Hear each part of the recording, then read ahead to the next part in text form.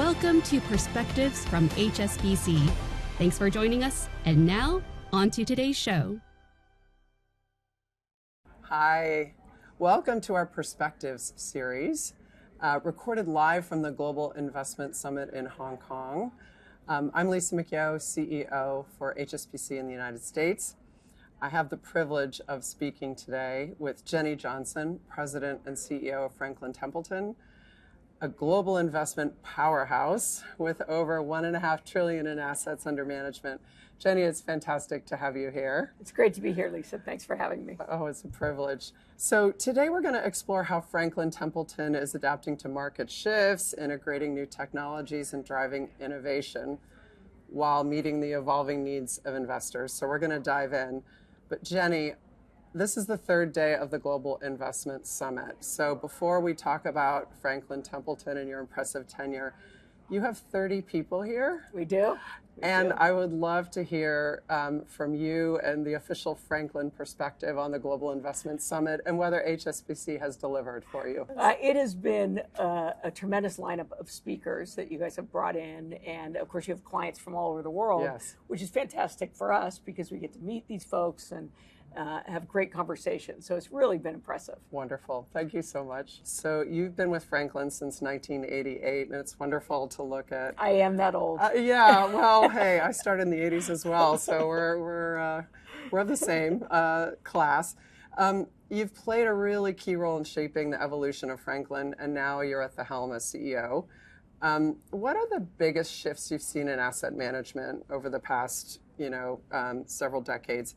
And how is Franklin adapting to stay ahead? Yeah. So, I think that some things have not changed since I began, and frankly, since my grandfather started Franklin Templeton way back in 1947, which is we're here to meet clients' needs to the most important financial goals of their life, right? And to work through advisors who are right at the tip of the spear, having those conversations with clients.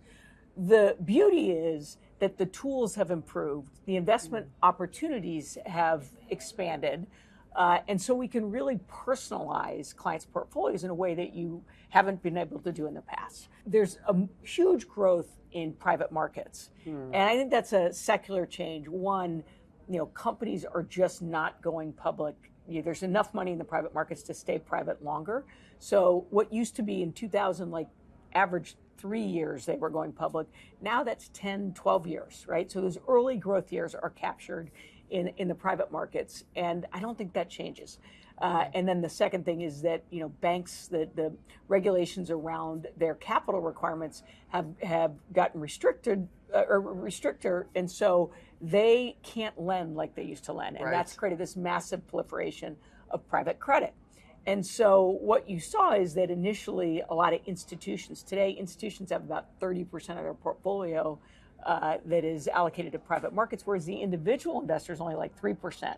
And so I think there's going to be a shift to the private markets. And then I think there's, disruption with things like blockchain and AI that are, coming down the road. Right. Jenny, could you talk a little bit about democratizing private credit? Because that's been a trend lately, and I think you've been at the forefront of allowing your clients to access private credit. Maybe I remember you always had a fantastic loan fund, and Franklin always has deep expertise in lots of areas. But private credit, how are your clients accessing that market? Yeah, so we acquired two companies, Benefit Street Partners and Alcentra. So it's European and U.S. private credit primarily, right. The challenge is that this is permanent capital, which is why it works well, right? So historically, these alternatives managers would raise a fund and you didn't get liquidity until they monetized whatever their investments were. Right. That's very challenging to the average individual who may need their savings because of a life event that comes up. And so the type of vehicle that we are launching are things like we have what are called evergreen funds in our private credit area, in our real estate area, in our secondary private equity, where you can redeem up to 5% a quarter of your holdings. Okay. And so you build a structure, you probably keep a little bit more in cash there to be able to meet those demands. The reality is not all clients need that 5%, And so it gives the excess returns, it gives the individuals access to those excess returns. There's other ways to do it. We think tokenization is going to be helpful in the future. But the key is, and this is where I believe so strongly in that financial advisor working with the clients, because you really have to understand a client's spending patterns, their saving patterns, to understand what the right vehicle is and what the right amount of allocation of private markets. So we work with HSBC, for example, as they're talking to their clients about bringing those types of vehicles to give them access. And I think the other point about that is that the education of the financial advisors is even more challenging now than ever, because the markets are moving, you're evolving your product suite and the tools available. Maybe could you dive into that a little bit? So great point. So we have the Franklin Templeton Academy, which we learned, one is to be able to talk to advisors so that they can understand how to think about, they kind of get it that, okay, there's excess returns because you get an illiquidity premium, but how do I fit it in those clients' portfolios? And I've got different client needs. And so our academy, we have a lot of education on that. We also have 90 people that are dedicated to just being alternative specialists globally.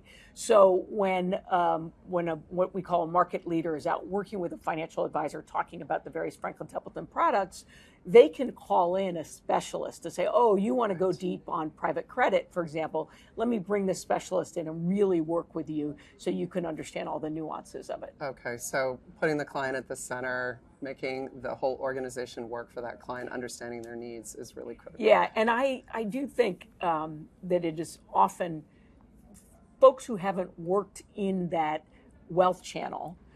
So alternative managers who have been selling to institutions, you talk to a pension fund, they know exactly what their cash flows are, right? But that financial advisor, like I said, they not only need to understand the client's savings patterns and the size of the portfolio, they need to understand their spending patterns. They need to understand what life events are going to come up where they're going to need liquidity. Right. And so I always say they're the tip of the spear, and they risk if they put the client in the wrong type of locked up vehicle, it really is a risk to them. And so being part of that education, really helping those advisors think through it, we think is really important. Okay, that's super helpful. And Jenny, so you're north of $1.5 trillion of assets under management. We talked a little bit about some of the acquisitions you've made. It's a competitive environment, but you're in a great position. How do you think about the Franklin Templeton portfolio and some of the acquisitions that you've made thus far, and where do you feel like you might have gaps? So many people know us as, sort of Franklin Templeton, primarily an active manager. We have since acquired Clarion Partners, which is our real estate managers, Lexington Partners, which is secondary private equity, and as I mentioned, the two private credit managers. We also have launched our own venture capital fund because our Franklin growth team is based in Silicon Valley, and they were noticing that they were losing those, they weren't getting those return kickers because there weren't IPOs coming to the market.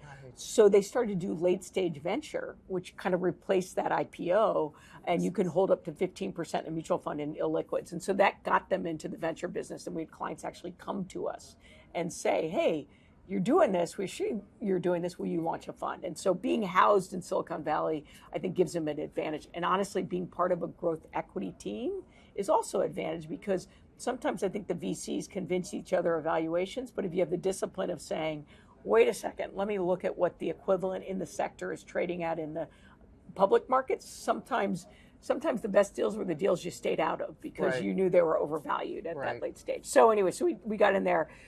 So today we're, I think, the 7th largest alternatives manager. And if I were to say that there was any area that we don't have in scale, we have a couple small teams, is infrastructure, which I think is going to be both on the debt and equity side. I think there's a lot of opportunity there with the kind of energy transition, and so that's an area that we would love to acquire if the opportunity came up. Okay, all right. So always evolving. AI and blockchain. So we hear a lot about this, how it revolutionizes financial services. There's a lot of buzz, but how are you really using it to increase productivity, increase effectiveness of your teams? And with that productivity, where do you go? So if you look in history, anytime there's a new technology that comes in, the first thing that people tend to do is they make more efficient what you do today, Sure. right? So that's all you do. You look at it, you say, how do I be more efficient at that?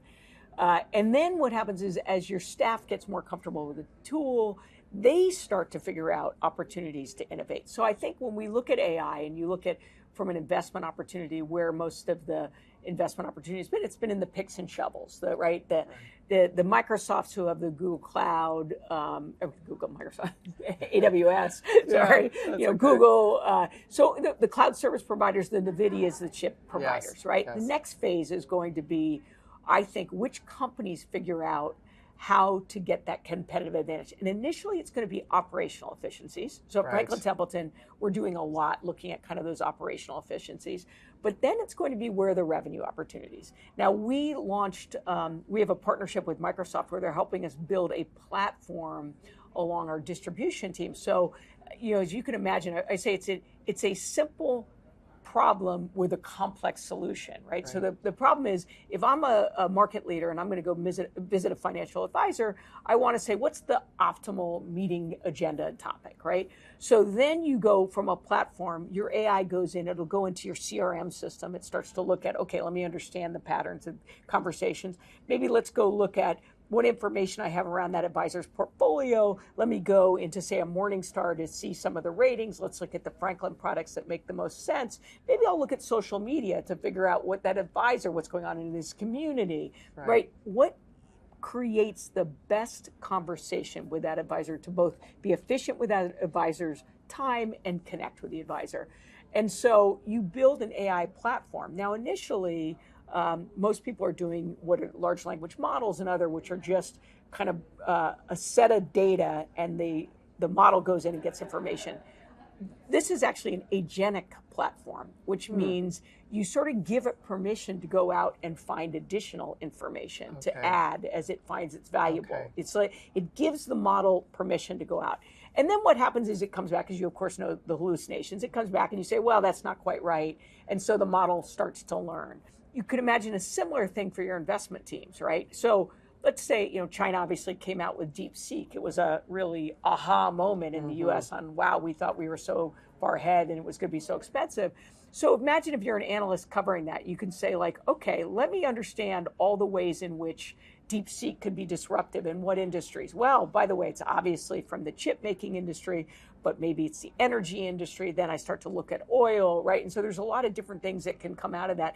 And so if you have this agent that helps you sort of sift through, you can sift through all your own research reports, the street's research reports, right? You know how long it would take you to do it yourself, right? And pull out the salient information. So we think it's going to be a really powerful tool. It doesn't replace the human, but it enhances the human's ability and knowledge. So it's productivity, but it's relevant content for the problem you're trying to solve. And when you think about, I'm sure the engagement levels with clients are as high as they've ever been, given what's going on in the world. So your financial advisors have the opportunity to sort of synthesize all of this and make it make sense. 100%. Okay. And then let me just go into the blockchain answer. Please. So look, we're big believers in this. We launched a tokenized money market fund in 2000. Why do we think this is important? And again, it's a vehicle in which you'll be able to deliver, just like an ETF as a vehicle, others, that you can deliver investment mandates and capabilities. So first, to think of it that way. So think of the technology, put Bitcoin aside and say technology does a couple things. It has a source of truth as far as ownership. It has the ability to execute a smart contract. So whatever the rights and agreements are in a transaction are programmed into that token, and it has a payment mechanism. And so we think that people will tokenize alternative assets. And now I can trade it. I can go straight to you, Lisa, and say, do you want to buy my token? And you have all the rights in that asset. I don't need to go to a third party. Today, much of financial services requires you to go to a third party because you don't know the counterparty. And you don't know that the counterparty has all those rights. But if you have it programmed into the token, it actually brings those rights in. So it takes the frictional cost out of a lot of transactions, which we think will open up more investment opportunities. So things like song royalties will be able to invest in them, right? So, and Rihanna, I love giving this example. Rihanna came out with 300 NFTs. Each one has I think it's like 0.006% royalty to one of her songs. Well, how can she do that? So if I buy it, Spotify or whatever streaming service plays the song, the smart contract kicks off, says, oh, Lisa has this token, because I'm sure you're a Rihanna fan. And I am actually. I have to pay her for her royalty, right? Right. You couldn't do that today. That's fascinating. Right? Institutions can invest into royalty programs, but the individual can't. And so we call them cultural assets, where people's portfolios will be able to participate with their favorite sports athlete or their favorite song, singer. So I think it's going to be a really interesting evolution. And Jenny, I'm just so impressed by all of these areas where you're, evolving, innovating. It adds a competitive edge to what Franklin provides. But where do you get these ideas? Well, I do think that we're headquartered in Silicon Valley, so that's certainly been helpful. Yes. I ran technology at one point, so I have a natural curiosity towards it. But honestly, I just came from China, and there's some tremendous innovation that's happening there. I mean, I think China, in many ways, is probably ahead on EV battery. Yes. The stuff they're doing in robotics is incredibly interesting. Obviously we heard the DeepSeek story. I think with AI, all these models are going to kind of keep jumping ahead of each other, which is why as both an investor and somebody using them, you should probably diversify the sources that you leverage. So you have to just have a curious mind. I mean, we're living in a time of great change, and you can't approach it with fear. You have to approach it with curiosity and say, how can I think about leveraging this tool? Okay, and then seeing around corners, right? Yeah. And we hope to. We hope to. So if you think about the industry 10 years from now, talk about seeing around corners, the most disruptive forces shaping asset management. And maybe are there areas where the industry isn't paying enough attention to?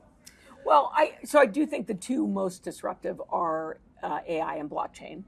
I think the industry is paying a lot of attention to AI, and it's challenging, right? It's challenging because it's hard to find the talent to really understand it. It's challenging because AI requires a lot of data, and by the way, data has to be organized. The dirty little secret in so many of our companies is it's hard to organize your data. Yes. It gets proliferated, and it's there's no kind of, in the U.S. we have the Dewey Decimal System to find books in a library. Right. You kind of need that on your own data. And so those are all challenges to it. But I think that everybody's focused on solving it. In the case of blockchain, I think it's mixed as far as people's adoption of it, because there's a lot of skeptics who sort of just say it's akin to crypto and blockchain, Bitcoin, and those can get a big debate, instead of just saying, well, yeah, but this is a really efficient technology to leverage. And I do think that ultimately, you say 10 years from now, I think an HSBC advisor will talk to their clients about their portfolio and talk about three things. They'll say, here's how you're performing towards your goals. Mm-hmm. So you're meeting your goals here. Here's been your investment returns to meet them. Here's the impact your portfolio's had, and it's going to be really customized to the client's desires for impact. Maybe it's energy transition and sustainability. Maybe it's gender equality, whatever it is. But the data is going to get better and better, such you'll be able to talk to your clients about that. And it'll be part of the scorecard on how a portfolio is. And the final piece is you'll say, by the way, here are all the benefits, the loyalty benefits you get for owning these companies. So today, apparently, if you own certain types of NFTs on Nike, you get access to specific sneakers that only you will get. There is not exactly well executed, but the concept's important. I think it's a St. Regis in Aspen that's been tokenized, and when you check in, they say, "Oh, Lisa, I understand. I see you're an owner. We've given you a room upgrade." Right? It's going to be a loyalty program tied to your ownership to that equity. And that's, I think, going to be part of sort of the overall portfolio story. That's fantastic. Okay, super interesting. A little bit on ETFs. You and I talked about this in Miami a bit. Massive rise over the past 2 decades.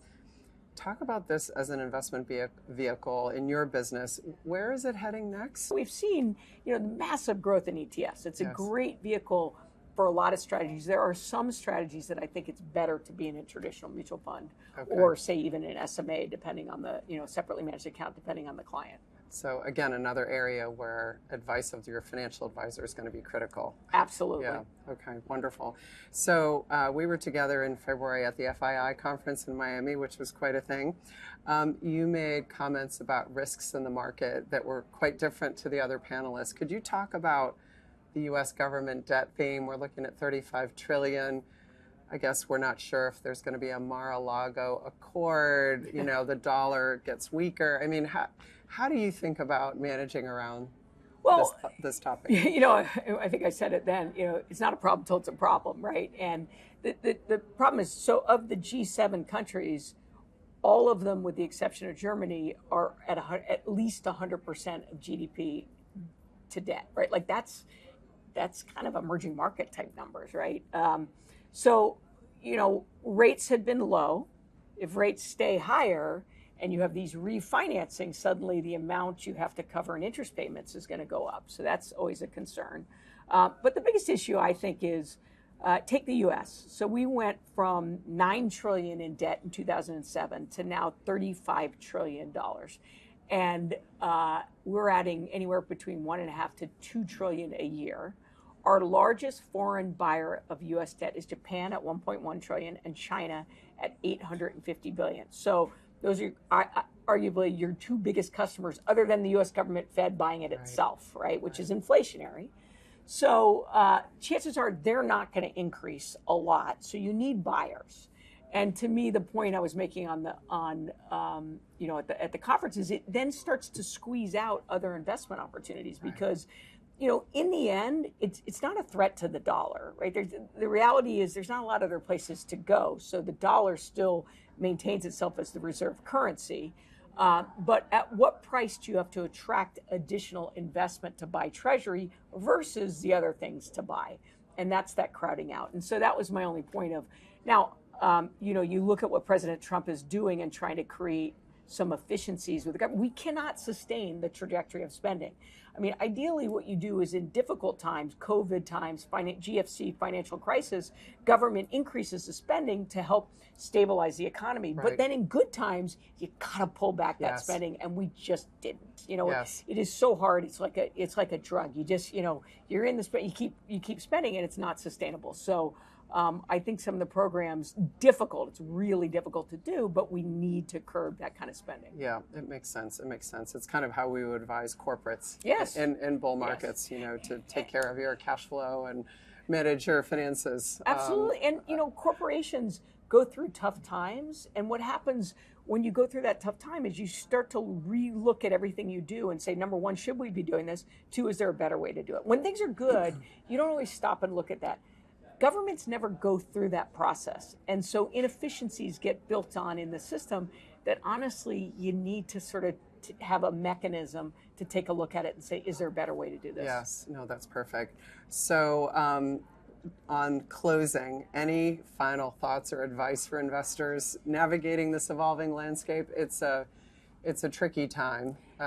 Investors. We are constantly reminded, and we get complacent on this point, but like the DeepSeek moment was, diversification of a portfolio is so important because you never know. I mean, I can tell you, and I'm sure, Lisa, you saw this, like 6 weeks ago, 2 months ago, people would go around and talk about the world and they wouldn't say anything about Europe. Like it was as if Europe didn't, they're like, oh yeah, Europe's been the best performing stock market in the year to date. Especially the DAX. Yeah. And so, again, diversification, that's number one. Number two, I always say managing investment portfolios is not a part-time job.